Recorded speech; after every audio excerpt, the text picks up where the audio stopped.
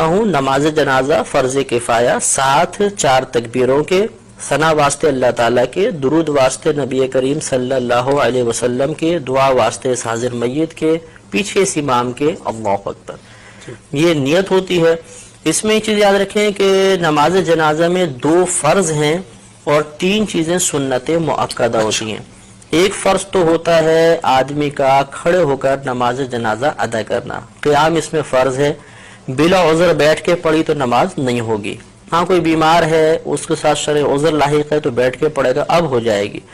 اور دوسرا رکن ہوتا ہے 4 تکبیریں، جنازے کی 4 تکبیریں فرض ہیں، اور 3 چیزیں اس میں سنت مؤکدہ ہیں، ثنا پڑھنا، درود پاک پڑھنا اور میت کے لیے دعا پڑھنا۔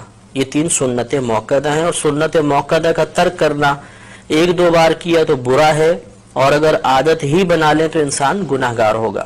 اس سے معلوم ہوا کہ اگر ہم جنازے کے کم از کم 2 فرض پورے کر لیں گے تو نماز جنازہ ادا ہو جائے گی، اور اگر ہم یہ 3 سنتیں بھی پوری کریں گے تو کامل طریقے سے ادا ہوگی۔ اس سے نتیجہ نکل آیا کہ اگر کسی شخص کو جنازے میں کچھ بھی پڑھنا نہیں آتا، نہ ثنا آتی ہے، نہ درود پاک آتا ہے، نہ جنازے کی دعا آتی ہے، اور وہ امام کے پیچھے تکبیر بلند آواز سے لگا لے جیسے میں طریقہ اس کرتا ہوں، اور وہ بس خاموش بھی کھڑا رہے گا تو جنازہ بہرحال ادا ہو جائے گا اس کا۔ ہاں یہ ہے کہ سنت کے ترک کا اگر جان بوجھ کے کیا تو گناہگار ہوگا اور ثواب میں کمی آ جائے گی۔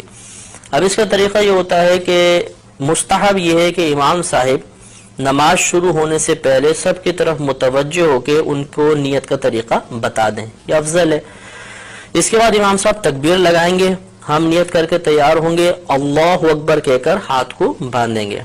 یہ مسئلہ یاد رکھنا بہت ضروری ہے کہ جہاں شریعت نے فرمایا کہ کہو یا پڑھو، اس کا مطلب یہ ہوتا ہے کہ اتنی آواز سے کہو یا اتنی آواز سے پڑھو کہ تمہارے اپنے کان تمہاری آواز کو سن لیں۔ اس لیے اب ہمیں تکبیر لگانی ہے، اور جیسے پہلے بتایا کہ 4 تکبیریں فرض ہیں، تو اس میں اتنی آواز بلند رکھنا بھی فرض ہوگا کہ اپنے کان اپنی آواز کو سن لیں۔ چنانچہ بعض لوگوں کو یہ دیکھا ہے کہ ہونٹ بند ہوتے ہیں، بس یوں۔ اب ان سے اگر پوچھا جائے کہ آپ نے زبان سے تو کچھ بھی نہیں کہا، تو کہتے ہیں ہم نے دل میں تکبیر کہی ہے۔ تو دل میں تکبیر کہنے سے تکبیر کا فرض ادا نہیں ہوگا، اس لیے امام صاحب تو بہت بلند آواز سے پڑھیں گے جہر کے ساتھ، ہمیں کم از کم اتنی آواز سے اللہ اکبر پیچھے کہنا ہے 4 تکبیروں میں کہ اپنے کان سن لیں، ورنہ فرض ادا نہیں ہوگا، اور فرض ادا نہیں ہوا تو یہ نماز بھی ادا نہیں ہوگی۔ اب اللہ اکبر کہتے ہوئے ہاتھ باندھیں گے، ہاتھ بالکل وہی نماز کی مثل باندھ کر سب سے پہلے ثنا پڑھیں گے۔ نماز فرض کی ثنا میں اور نماز جنازہ کی ثنا میں تھوڑا سا فرق ہوتا ہے۔ اس میں اس طرح ہم پڑھیں گے سبحانک اللہم وبحمدک وتبارک اسمک وتعالی جدک وجل ثناؤک ولا الہ غیرک۔ تو وجل ثناؤک کے لفظ اس میں زیادہ ہوتے ہیں، یہ کسی بھی کوئی نمازی جنازے کی کتاب ہو اس میں یہ پورے لکھی ہوگی ثنا، اچھی طرح ہمیں یاد کر لینی چاہیے۔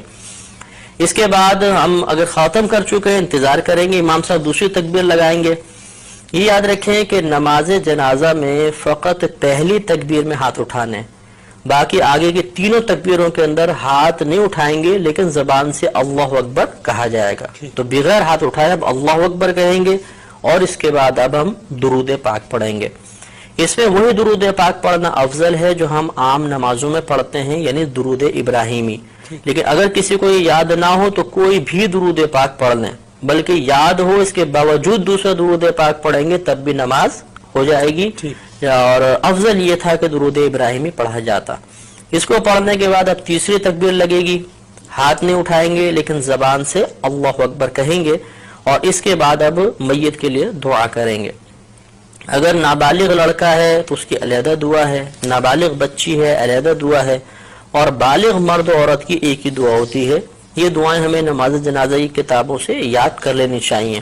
اگر بالفرض کسی کو یہ دعائیں یاد نہ ہوں تو کوئی بات نہیں، وہ کوئی بھی ایسی دعا کر لیں کہ جس میں امور آخرت کے بارے میں کچھ طلب کیا گیا ہو، دنیاوی کوئی چیز نہ طلب ہو رہی ہو، آخرت کے بارے میں، تو یہ ہم کوئی بھی دعا اس میں پڑھ سکتے ہیں۔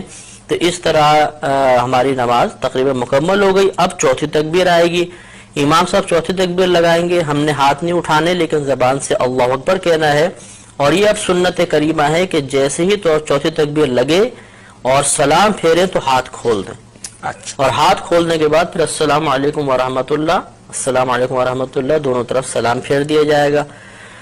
اب یہ یاد رکھیں کہ جہاں تکبیر کے بعد کچھ پڑھنا ہے اس میں ہاتھ بند رہیں گے، اور جہاں تکبیر کے بعد کچھ نہیں پڑھنا ہوتا وہاں ہاتھ باندھنے کی ضرورت نہیں ہوتی، ہاتھ کھول دیں گے۔